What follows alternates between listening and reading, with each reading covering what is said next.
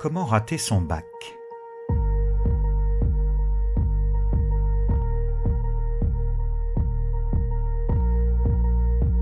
Phil avait décidé de rater son bac. Mais quand il l'annonça, personne n'en fut surpris. Cela faisait des années maintenant qu'il exaspérait les professeurs et qu'il sabotait ses copies. Protestations, jeux de mots, coups de sang. Cette joyeuse énergie provoquait la colère des adultes, la fascination parfois crispée des élèves et la fierté du premier intéressé, qui se faisait une gloire de traverser les années lycée en splendide capitaine de son propre échec. Cet instinct de révolte s'était inscrit chez lui depuis que sa mère avait affiché de l'indifférence. C'était une femme déçue par les hommes, alourdie par l'âge et fatiguée par la maladie. Phil avait souffert de la voir vivre désormais dans la cuisine, penchée sur un bol de café qu'elle ne finissait pas, les doigts serrés sur une cigarette qui lui jaunissait jusqu'à la pointe des cheveux. Elle restait présente pour son fils, mais elle l'embrassait d'un regard qui révélait son détachement.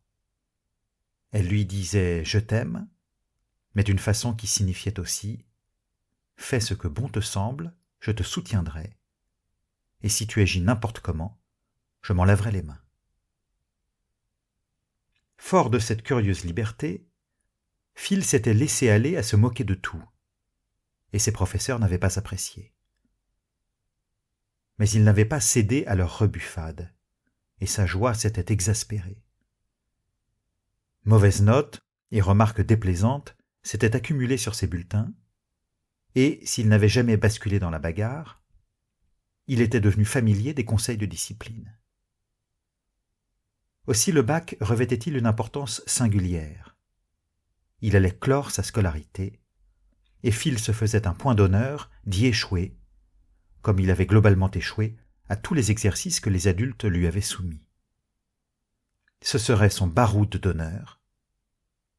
Quand l'ensemble de ses camarades plancheraient pour décrocher la timbale, lui mettrait sa joie mauvaise à saccager son dernier espoir de rédemption.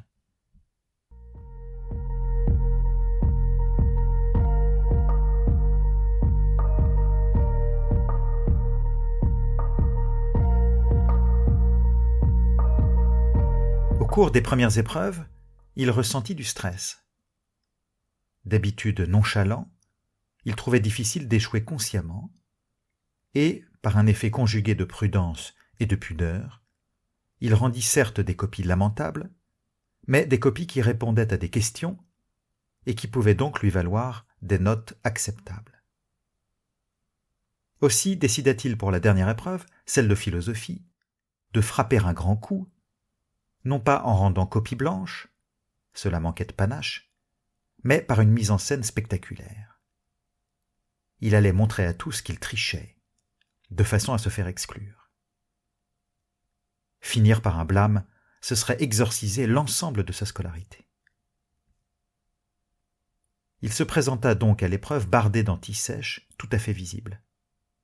À l'heure dite, alors que les têtes commençaient à se pencher, il ouvrit grand sa trousse et déplia sur la table une dizaine de papiers qu'il tapota du poing comme pour les défroisser. Curieusement, son manège ne lui attira que des regards agacés de la part d'élèves, mais pas de surveillants. Pire, quand l'un d'eux passa dans les allées, il ne remarqua pas le déploiement d'antisèche. C'était pourtant évident. Phil n'avait pas pu, en 10 minutes d'épreuve, noircir autant de brouillons, d'autant que les antisèches n'étaient pas du même papier que celui fourni par l'administration. Phil s'agita davantage, basculant sur sa chaise, soupirant de manière sonore, empilant les antisèches, puis les dépliant de façon démonstrative. Mais rien n'y fit. Aucun surveillant ne remarqua la tentative de triche. Tout au plus, l'un d'entre eux le dévisagea-t-il, sans même oser lui demander de faire moins de bruit. Peut-être Phil avait-il l'air de tout faire, tout ce qu'il était possible quand on est rivé à une table d'examen, sauf de tricher.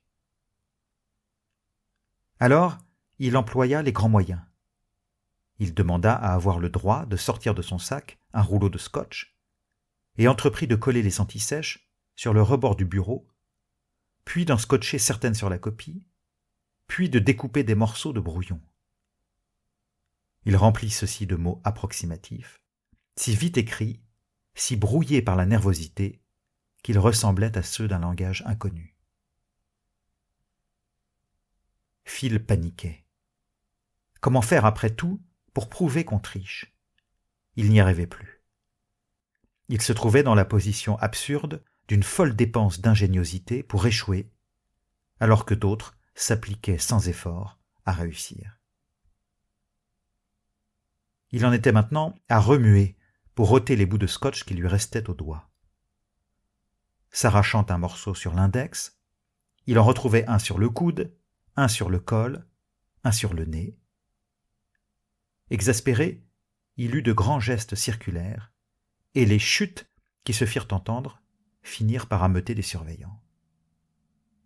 Le responsable de la salle, tout sourire, se pencha vers Phil. « Tout va bien, jeune homme ?» La voix tremblante, pris de vertige, Phil déclara, les larmes aux yeux. « Regardez, je m'y perds dans mes antisèches. J'essaye de tricher depuis le début et je n'y arrive pas. » Il tendit au surveillant l'une des feuilles maintenant froissées, déchirée par endroits, maculée de taches d'encre. Le surveillant fit l'effort de décrypter, mais il n'y parvint pas, et pour cause. La feuille correspondait à l'une de celles que Phil avait noircies par désespoir, cherchant à multiplier les preuves de son forfait. Elle n'était remplie que de signes obscurs, presque dessinés. Étonné, le responsable s'éloigna vers le bureau central, chuchota quelques mots à 2 surveillants, lut un document, rédigea quelques notes sur un autre, puis revint auprès de Phil.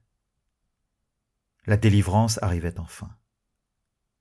L'administration constaterait l'ampleur de la fraude, le couperet s'abattrait, blâme, exclusion, inscription de Phil sur on ne savait quelle liste de tricheurs, marquage définitif au fer rouge de la police des examens. Quel diplôme! Cependant, l'homme tendit à Phil une nouvelle brassée de copies blanches. Voilà, tu peux recommencer. Ça arrive à tout le monde de paniquer.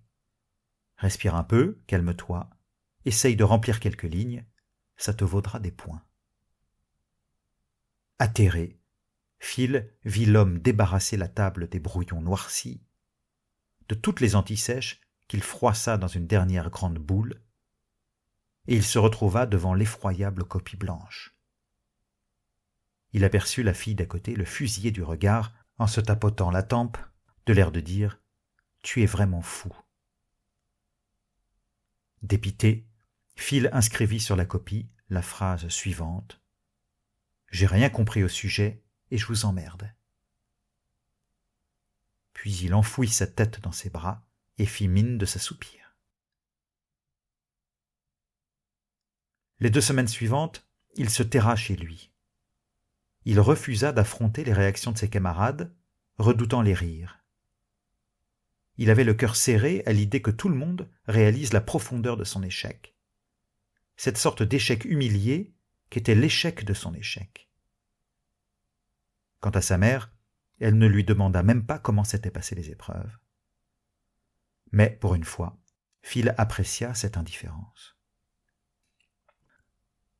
Or, quand les résultats du bac tombèrent, Phil connut coup sur coup 2 surprises qui le laissèrent sans voix. Tout d'abord, il obtint son bac. Il n'avait même pas imaginé que ce soit possible, et il scruta le bulletin.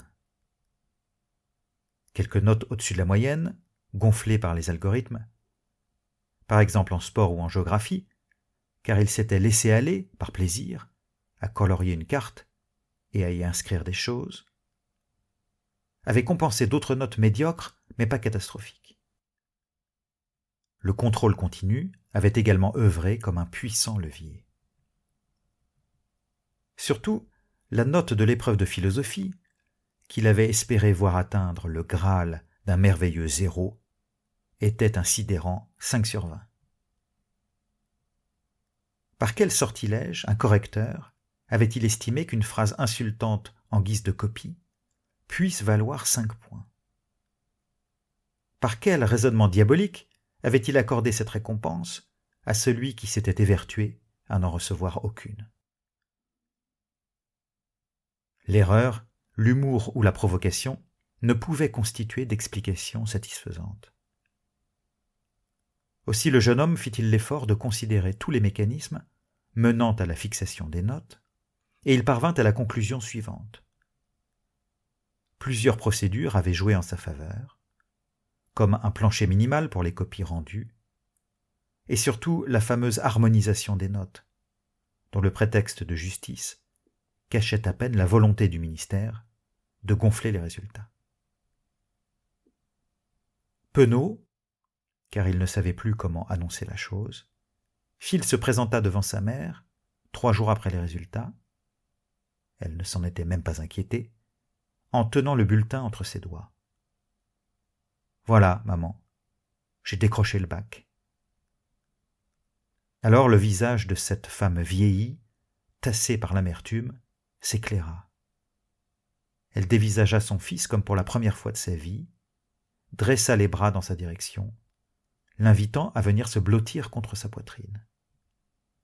Elle rajeunit de 10 années par cette sorte de soulagement bienheureux. Sans réfléchir, Philippe accepta l'étreinte et ferma les yeux, bouleversé par cette émotion nouvelle. Il n'y comprenait décidément rien, et ce fut sa deuxième surprise. Pourquoi sa mère lui témoignait-elle de l'affection à l'occasion de cette réussite grotesque? Depuis 10 ans, il n'avait attendu que ce regard, et voilà que celui-ci surgissait sans logique, et même de manière assez décevante, sur le coup d'un brevet de réussite tout à fait méprisable. Mais Phil n'arrivait plus à chipoter. Que sa mère le déçoive, en jouant le jeu de ses palmes académiques, ne comptait pas au regard de l'affection qu'elle lui témoignait enfin. Cette atroce affection dont une seule goutte effaçait 10 ans de vexation. Ainsi, Phil entra sur le seuil de l'âge adulte, heureux, mais sonné par la prise de conscience que les chocs, les hasards, les accélérations du destin, les médailles imméritées, jalonnent votre existence et qu'il est inutile de chercher à les comprendre. Il ne cesserait plus de jouer au fanfaron, ni de défier les adultes, mais avec le sourire de celui qui possède un secret.